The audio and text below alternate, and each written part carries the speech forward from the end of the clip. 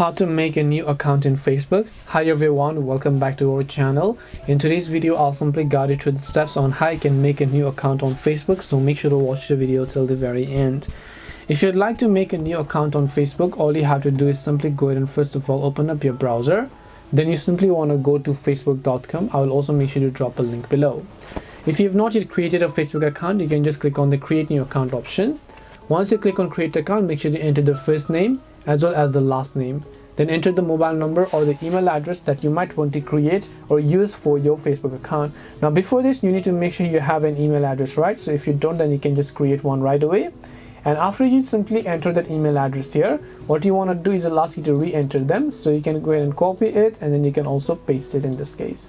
Now you can simply choose to enter a password, enter your date of birth, the date of month, the year, and you can also choose to enter your gender.